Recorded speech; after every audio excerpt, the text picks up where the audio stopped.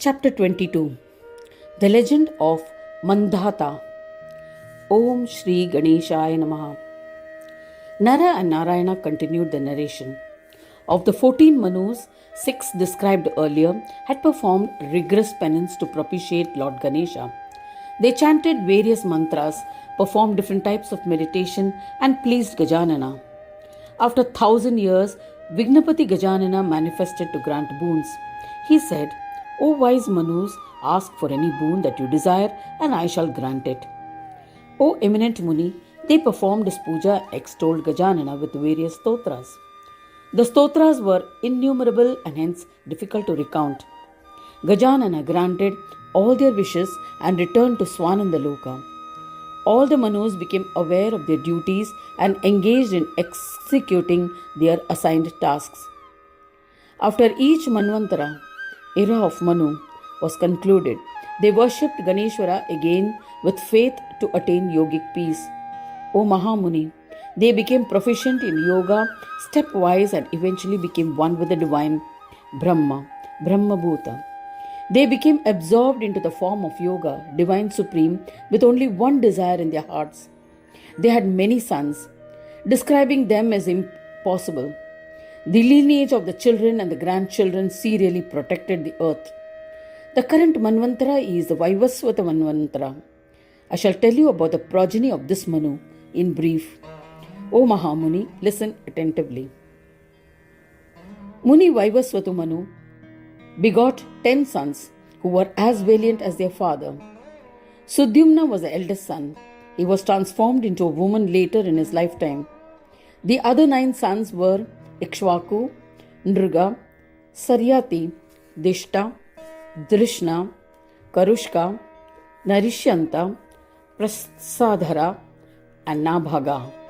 All these 9 sons, belonging to the lineage of Surya, were known for valiance comparable with Indra.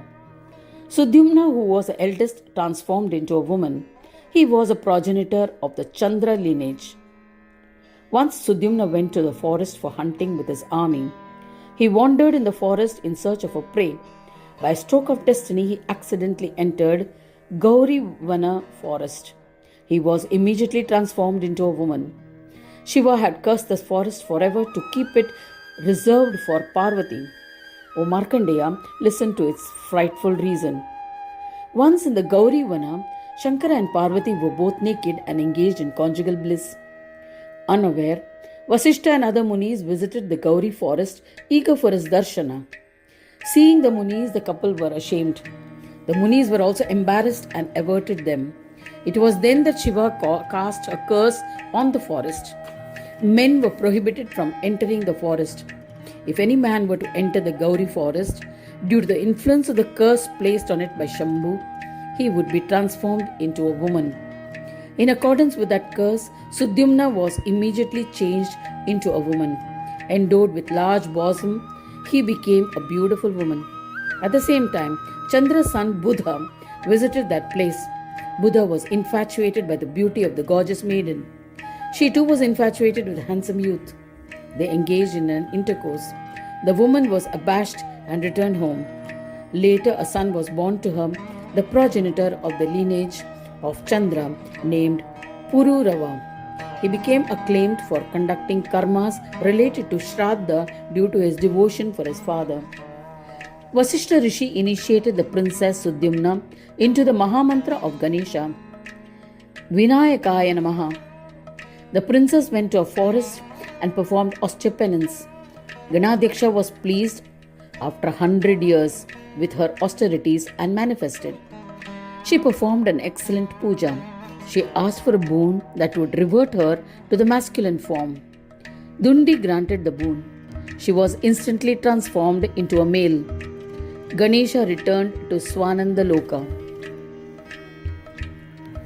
Thereafter, Sudyumna fathered 3 sons, Utkala, Gaya, and the valiant Vinita.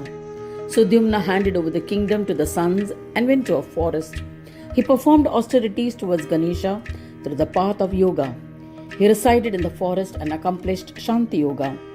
Ultimately, the mighty Sudyumna achieved Sayujyata Mukti with Ganesha. he became absorbed into the divine.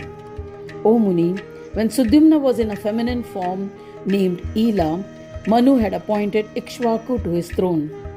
The illustrious Vaivasvata Manu then went to a forest. He received initiation into the powerful Sadakshara Mahamantra of Ganesha from Surya. He commenced chanting the mantra. Surya preached the path of yoga, and pursuing that path, he practiced austerities and attained peace. In the end, the fortunate Manu ascended to Swargaloka, where he continued to worship Lord Ganesha with unwavering devotion. He continued the worship of Ganesha uninterruptedly. To beget a son, Ikshvaku approached sage Vasishtha. He was initiated into the Ashtakshara mantra of Ganapati. He commenced austerities towards Ganesha. After 100 years, Gajanana was pleased and granted fulfillment of his wishes. Ikshvaku performed his puja, extolled him, and returned home. Blessed with a boon, Ikshvaku begot a son, Vikukshi. Vikukshi was acknowledged by all. He was brilliant and valiant. Ikshvaku coronated Vikukshi and proceeded to the forest. Once again, he performed the highest penance and chanted the same superior Ganesha mantra. He practiced yoga stepwise and attained divine Shanti. He became the form of Brahma and ascended to Swanandaloka to reach Ganesha. O Mahamuni, Vikukshi begot 15 sons. The eldest among them was Kakukstha. Listen to his feats. Devas had been defeated and tortured by Daityas. They surrendered to the prince Kakutstha. The mighty and valiant one advanced to battle the Daityas. Indra assumed the form of a bull, and the king mounted on his back. Then he vehemently attacked the Daityas and was victorious. Hence the king was acclaimed by the Devas as Kakutstha. He annihilated Asuras while sitting on the hump, Kakud, of the bull. He was known as Kakutstha, which means seated on the hump. The king was a devotee of Ganeshwara. In the end, he achieved ascent to the Supreme Lord Ganeshwara. He begot a son, Anena. His son was Prithu. The descendants of Kakutstha are as follows serially: Prithu, Vishwarandhi, the mighty Chandra, Yuvanashwaka, Sabastha, Brahadasva, Kuvalayashva, and Dunduha. Having killed a Mahadaitya named Dundu, he was known as Dundumara. Dundumara begot 3 sons. They were Dridashva, Kapilashva, and the mighty Bhadrashva. Dridashva begot a son named Haryashva, who was valiant and mighty. His son was Nikumba, whose 2 sons were Bharanashva and Krisharshva. Krisharshva's son was Yuvanashva. Yuvanashva's brilliance was comparable to Devas on the battlefield. He performed a yajna to appease Varuna Deva for begetting a son. During the yajna ceremony, Munis had filled a jar of water in the evening, sanctified with mantras. The king was thirsty at night and accidentally drank the sanctified water from the jar. The Brahmins wondered who had consumed the holy yajna waters. When they realized that it was the king, they were astonished. They said, "What have you done? You will now carry a fetus in your belly." There is no doubt about it. At the conclusion of the yajna, they returned to their homes. O Muni, a fetus grew in the belly of Yuvanashva.